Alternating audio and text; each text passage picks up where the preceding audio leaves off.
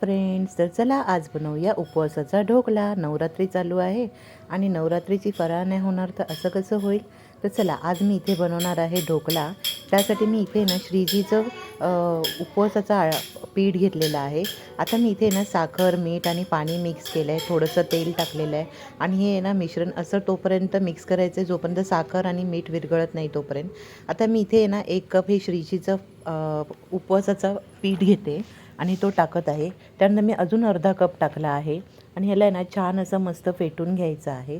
खूप मस्त ढोकळे होतात फ्रेंड्स. आणि इथे आहे ना मी 3/4 कप हे घेतलं आहे दही आणि दहीसुद्धा टाकून छान असं मिक्स करून ना रेस्ट करायला ठेवलं 10 मिनटासाठी.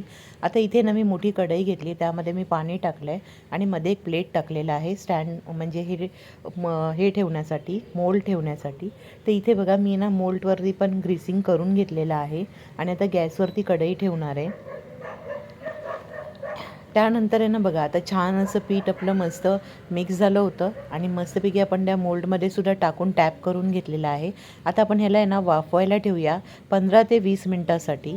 आणि इथे ना तोवर ते वाफेपर्यंत आहे ना आपण इथे ना खोबऱ्याची चटणी बनवणार आहोत. तर इथे ना मी खोबरं घेतलं आहे, एक अख्खं नारळ घेतलं होतं छोटं आणि आता इथे हिरवी मिरची घेतलेली आहे, कोथिंबीर आणि कोथिंबीरीच्या काड्याने ना खूप छान अशी टेस्ट येते म्हणून.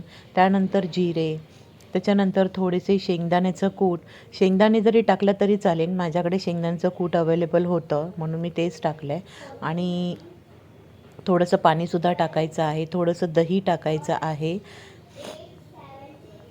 हे बघा किती छान अशी पेस्ट आपली झाली आहे, म्हणजे चटणी आपली छान अशी झाली आहे. आता आपण ह्याला छान असा तडका देऊया. इथे मी आहे ना पॅन ठेवलेला आहे छोटासा, त्यामध्ये तेल टाकलेलं आहे. आता ह्यामध्ये मी ना जिरे तडतडते आणि त्याच्यानंतर ह्याच्यामध्ये आहे ना मी कढीपत्ता कापून टाकलेला आहे.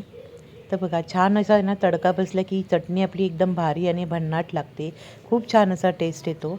तर मी खोबऱ्यामध्ये टाकली आहे आता हे फोडणी. आणि ही दुसरी फोडणी बनवणार आहे ना तर ती ढोकळ्यावरती टाकण्यासाठी बनवायची आहे. तर इथे सुद्धा मी तेल टाकलं आहे, त्याच्यानंतर त्यामध्ये टाकले जिरे, वाटलेली हिरवी मिरचीचा ठेचा आणि कढीपत्त्याची फोडणी. असं छान ह्याला मिक्स होऊ द्यायचं आणि त्यामध्ये आता 1 ग्लास पाणी ओतायचं आहे. आता इथे बघा ढोकळा आपला छान असा रेडी झालेला आहे, त्याला कट करून घेऊया. पाहू शकता इथे तुम्ही. थोडंसं थंड होईपर्यंत वाट पाहायची आहे. मी थोडं घाई करत होते म्हणून मी असंच कापायला घेतलं आहे. तुम्ही थोडा वेळ वाट पाहू शकता, थंड होऊ देऊ शकता. आणि आता हे सगळं मिश्रण जे आहे ना फोडणीचं, ते आपण ढोकळ्यावरती टाकणार आहे. इतका भन्नाट आणि मस्त ढोकळा होतो ना की तुम्हाला काय सांगू. आणि उपवासाला खायला एकदम भरपेट आहे, एक वेगळी डिश. तर इथे बघा किती छान झालं आहे ना. चला मग भेटूया पुढच्या व्हिडिओमध्ये. तोपर्यंत बाय बाय.